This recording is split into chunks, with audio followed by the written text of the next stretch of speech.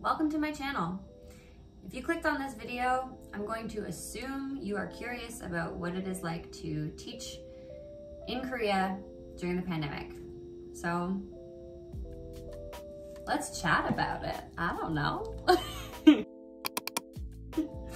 For those of you who don't know, I am a teacher at Hagwon here in Seoul, and I have been teaching for the last 10 months. And obviously the last 10 months have been different. I understand that some of you will not find this helpful at all because that's not why you follow me, but I'm thinking probably there are some people out there in the universe that would like to know what it's like to teach during the pandemic, especially if they're interested in coming in the next year. I'm just gonna tell you about my experience teaching during the pandemic, and hopefully, you know, if you're one of those people who is interested in moving here soon or next year, you know, depending on how the situation goes, this might be helpful to kind of let you know what you can expect. So I'm gonna answer some questions. What's up? Who's got a question? You in the back.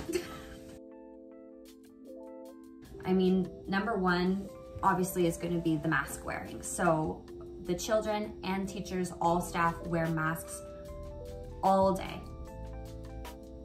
It never comes off. We don't play with it. We don't touch it. We don't put our hands under it. That mask is on all day, with the exception of lunch, which I'll get to later.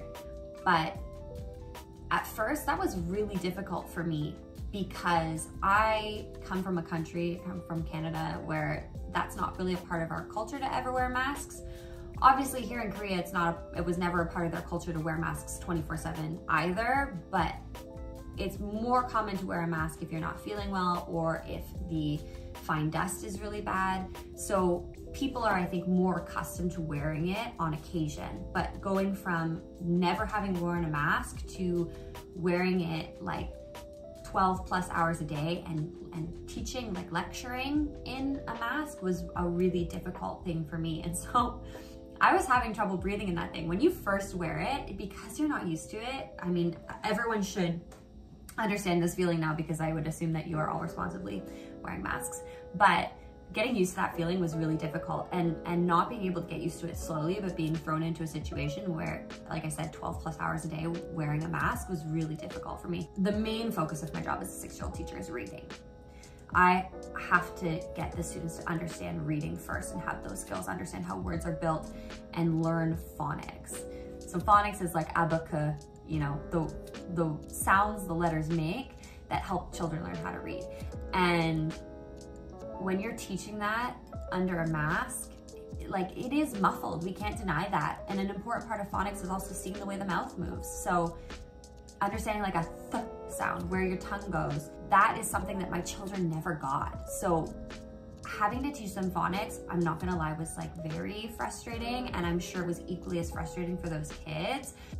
We did get past it. All of my children have accurate phonics skills and can read words in English, which is great, but it was a struggle. And even our director, you know, at one point he talked about getting those like clear visors. If things got really bad, we would wear those masks instead of like a cloth or fabric mask, or plastic mask, whatever floats your boat. But we didn't end up having to do that because the children did start to pick it up. But it was, I think, definitely more difficult to teach something like phonics than it would have ever been in years past. So as a part of your deal with a Hagwon, you usually get lunch. That's sort of an expectation. It's also usually an expectation that you eat with the children. We have the same amount of time for lunch. It's 35 minutes, but we have to do it in shifts. So I have a class of 12 6-year-olds. So 6 of them will go sit outside and watch a movie with half of every other class as well. And they're socially distanced in the hallway outside. We're fortunate enough to have quite a large space. So half of every class sits and watches a movie, while the other half of each class is eating lunch. So lunch is the only time when they're allowed to take their mask off, and there's absolutely no talking and no touching, no playing, anything of the like at lunchtime. They have to eat quickly, they have to eat neatly, and they get in a lot of trouble if they're speaking or playing with each other and each other's food for obvious reasons. The parents have done a really good job explaining to the children why it's so important that we wear a mask and why we be responsible.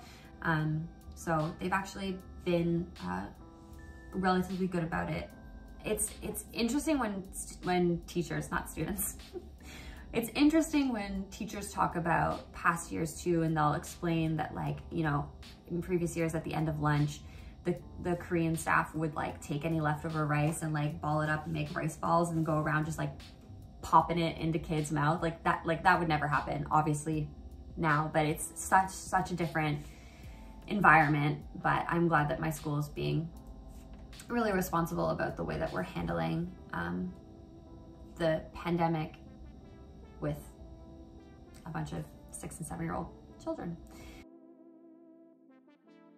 We did a lot of stopping and starting this year.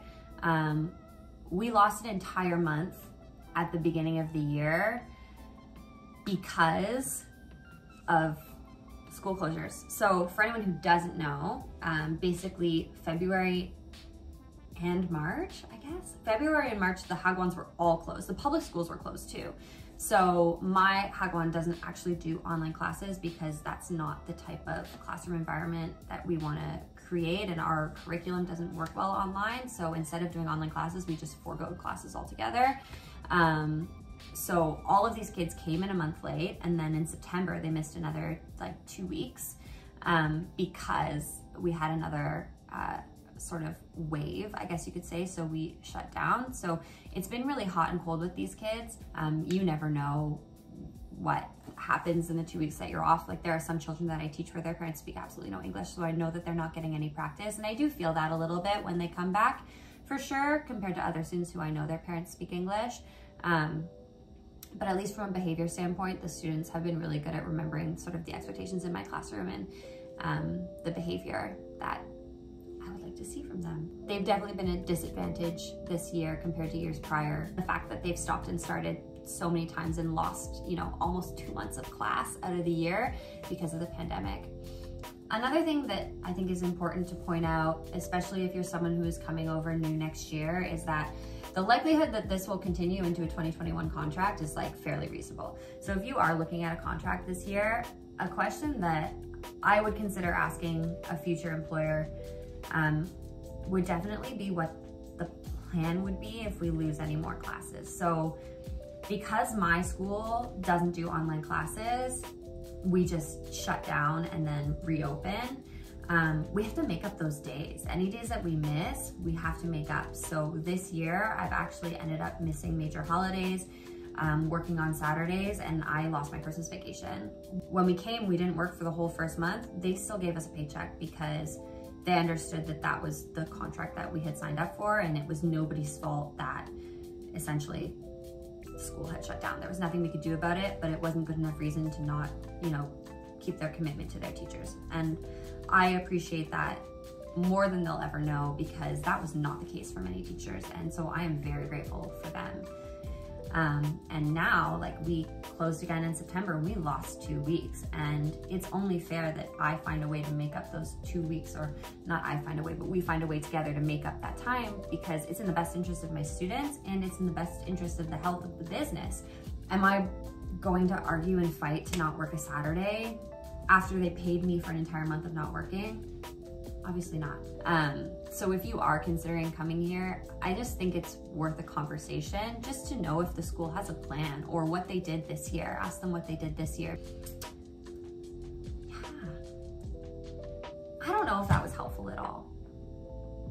I basically just sat here talking to my camera for 30 minutes. So if you're interested in coming to teach English in South Korea, I would not let the pandemic deter you. Korea has an incredible job managing the pandemic.